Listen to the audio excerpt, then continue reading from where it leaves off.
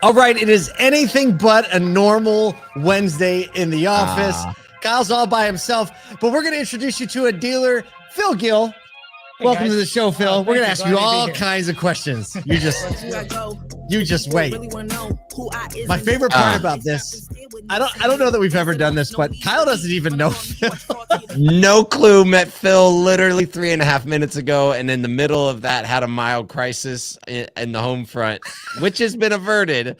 But we're here. We're here, Paul. It's We're here Wednesday, and we're it's hump paying day. attention. We're gonna be okay. So this is Phil Gill. I found out your title is General Sales Manager of Tom Gill Chevrolet in Florence, Kentucky. But I think you probably do a little bit more than general sales managing. Welcome to the show. Thank you. Appreciate that. So tell us a little bit about your store and kind of your history in the store and what it is that you do. We got some specific questions about how you're managing EV transition as a Chevy dealer and in a rural market. And I think some other interesting things about what you're doing with culture. Yeah, sure. So, like I said, from Tom Gill Chevrolet, and we're a single point Chevy store in the Cincinnati marketplace, but we sit on the Kentucky side of the Ohio River. So, that river can be an ocean at times. And so it can also be a really, really weird color that you don't even want to look at. Yeah, see, Kyle knows. Kyle wants it. So Kyle spent a lot of time in Cincinnati, a couple, 2-3 years. Couple, 2, 3. Okay, great. Grew up there. So, yeah. Fair enough. Well, it's good to be with the fellow Cincinnatian then. Yes, go Bengals. Right. We can say that now. Yeah. So tell us about the store size. How long it's been in the family, and give us a little groundwork, and then we'll get into some specifics. Yeah. So my dad purchased the store back in 1996. So we're a little over 25 years old in the Florence, Kentucky market. What was he doing before that? He was a dealer in Columbus. Okay. So he was an Oldsmobile GMC dealer. He opened that dealership in '89 and got the opportunity to buy the Chevy store in a growing market. So jumped on that, sold Oldsmobile back to General Motors, and good move. Yeah, we made good move out of Cincinnati. Boss. Here we are, right? And how long have you been part of the store? So I've been there about 11 years full time now. Of course, grew up around the entire store, so right. It's a little weird to say that, but yeah, 11 years working in the business. And what is your day to day look like?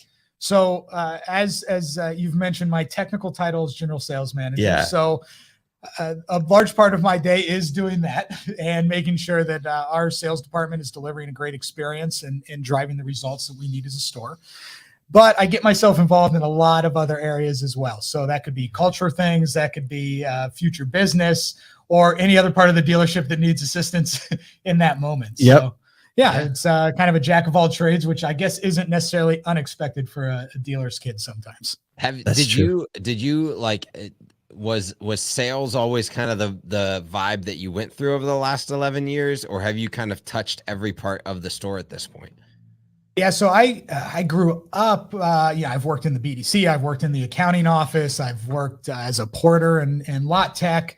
So I've done a lot of different things. I kind of found my way into the sales department. I was an accounting major by background. So I was actually working in our office, and then got pushed into the used car department to start running that. So which is basically an accounting department. Right. Yeah. Cars, so right. Yeah. Right. Yeah. It's inventory management. So I started running that, and then from there, just got more and more involved throughout the store, and we made some changes. I became the general sales manager, and we've just kind of gone from there. So I've been in that position for about 5 years now. And so people have a little bit of context before the real questions start. How many do you sell on a regular monthly basis? Everybody always wants to know that, and so they can kind of contextualize. Sure. Yeah, our average volume is about 250 units. That's made up of about 170 used and 80 new. A very strong used car, and you buy a lot of cars in your buy center as well. Yeah, one of our things that we started during COVID time, when we knew the writing was on the wall that that inventory flow would change, we started trying to figure that out and getting some success there. So yeah, and definitely have a little bit of one of our good friend David Long's influence in your talk tracks. Pretty much full influence. And, so David's been a great asset for us and has really helped us along the way. It's awesome. All right. So we were just saying yesterday that we're kind of a little fatigued talking about all the EV transition, because you look through the news and it's all this EV stuff, and surely in the news this morning, so we had lots of EV stuff. You took a long view approach on being prepared for an EV transition and do a lot with education, educating your sales staff. What has your overall approach been for the last like 24 months on EVs, and where are you looking at, for the next 12? Yeah, so the last 24 months has been building on successes that we started putting in place when Chevrolet started putting the Bolt on our lot, and the recognition that, hey, this is a different customer and a completely different vehicle that we now have to sell, and we have to be able to approach the customers in the knowledge base that they want and be prepared for that. So over the last 24 months, it's been a lot of focus on EV product specialists. So at our store, they have to test into that position. Not everybody at our dealership can sell an EV. Yep. And that involves training from the manufacturer and involves passing our own in-store test to make sure that they know what they're talking about when that customer. How did you develop the in-store test? Love that. I love it. So yeah, the in-store test was developed from with my management team of us learning about EVs, learning what General Motors really wanted the customers to know and what we thought it was important the customers to know. So it's kind of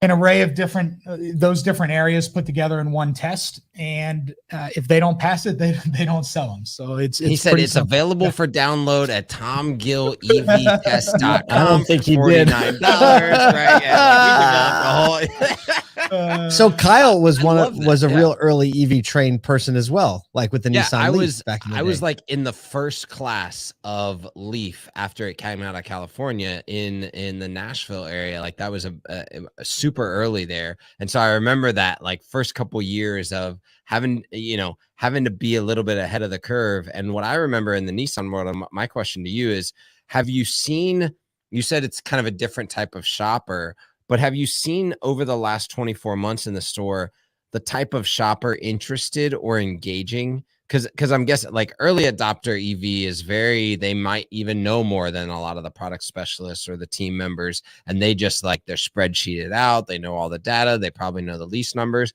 Have you seen that progressively change in the type of adoption across customer profiles that you're getting on the showroom?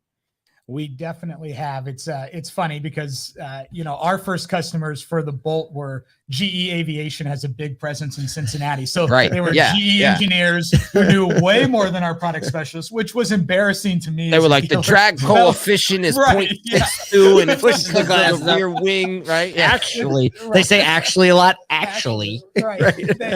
They knew way more. It took them 2 visits to buy, and it was just wildly different customer than we were used to dealing with. Over the last 24 months, though, we've seen that customer base really open up, right? It's a lot of people that are considering EV as a second vehicle in their home because it just makes more sense than having 2 ICE vehicles. We have a lot of people like an older generation that is really into environmental, has become a pretty steady base of customer for us. And it's really interesting because when we have the EVs on the ground, people just start asking questions that you would never think would ask questions. And it's just become way more mainstream to where customers are actually interested in what an EV has to offer. And it's coming from all demographics at this point in time. So we just needed to be prepared for that. And I feel like we really are. I think an interesting part of this and what you're telling us from boots on the ground is the fact that this isn't like a super like tech driven brand, right? It's not an Audi. It's not Acura, right? We're talking about Chevy, and you're talking about Chevy customers coming in and considering EVs and asking questions about them. As you said one demographic, it's a great second vehicle. Yeah. And then another, you're saying the older demographic is a very environmentally conscious, group that are like, you know what? I think we might try this now. So you told me earlier today that you drove a Bolt for 2 years. I did. Yeah. I drove one for a demo from the store. And, I absolutely loved driving an electric vehicle. Now I had the benefit of being able to plug it into the garage that I would park in. So the charging was easy. Right. You never had to think about it. But I never had to think about it, which I think is what was your commute like?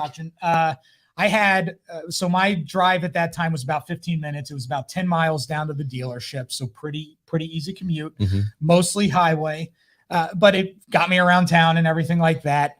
And it was just a joy to drive. You really realize how quiet EVs are when you start driving them, and then you just go back to an ICE vehicle and you're like, oh wow, these actually do make a noise. Right. Okay. Speaking of the quiet, have you ever intentionally Signal time. You said speaking.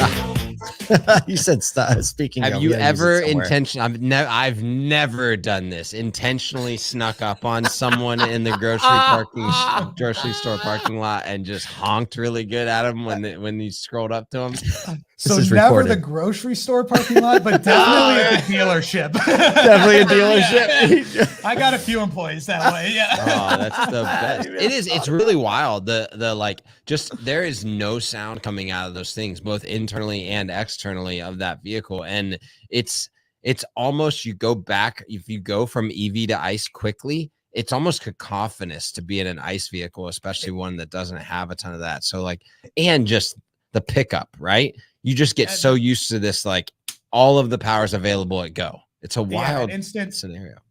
For sure. That instant torque is crazy. And then the thing I fell in love with that really ruined me was the one pedal driving, to where, just being able to use the gas pedal to slow and accelerate the vehicle. And it just made driving so much more enjoyable in a lot of ways. And then all of a sudden you're like, I got to press the brake again. Now it's a 2-pedal operation. So. We have a couple minutes left. I want to ask you, you put a lot of time and intention in your store around company culture, around developing personnel. Can you give us just a little insight on how you think dealers could approach specifically their sales department in order to help retain, because your retention is amazing, how to keep sales staff engaged and moving forward? Yeah, absolutely. I mean, some of the things that we've done that have really helped us is making sure that there is a defined career path that exists within our sales department. So your people have expectations of where they can go and what they need to do to get there.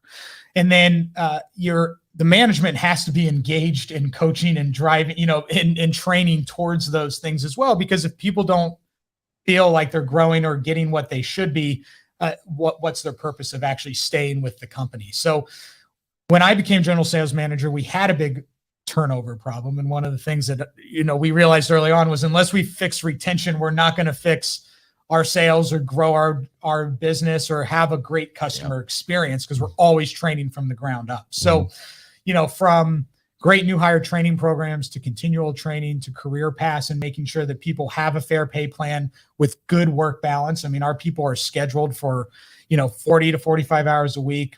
They're not expected to be there any more than that unless they want to be. And so they can find that balance and still get a good paycheck and get the training to develop that they need to grow in their career. And we've seen big results from it. What's your average salesperson turning? Oh, sorry, Kyle. Well, I think there's a lot of people that say hey, we want great training, we want great employee retention. And they hear that and they're like, yeah, all that sounds great. But there's a time gap that I think we fail to recognize a lot. How would you attribute the time that was necessary, both on a day-to-day basis, and then the time for implementation that it took to go from, kind of not having great retention to needing all of these new hire, onboarding, training, long-term training? What was the time and scope of your team that was necessary to put all that together and implement it? Yeah. So when we first started really focusing on it, it was probably 3 years before we started seeing a lot of the long-term effects of that, right? Mm-hmm. You could see it going in the right direction, even in the first few months of it, but it is not a short-term solution. Like most things in this business, in my view, if you're doing it right, you're seeing the effects of a decision you're making 3 years in, and 3 years later to where you see all the groundwork finally play out, because it does take a lot of effort every day to make sure we're doing it right and building a good team. And that is really a reflection of the management and their commitment to investing in the people, getting to know their people, forming those relationships, and learning how we can better them in their careers. What does your average salesperson do every month? So right now, our average salesperson is about 21 cars a month. That's how that works. Crushed. That's how that works. He said, here's the mic. Can we drop these things? I can't. Doesn't go anywhere. You had one more question, great. Kyle.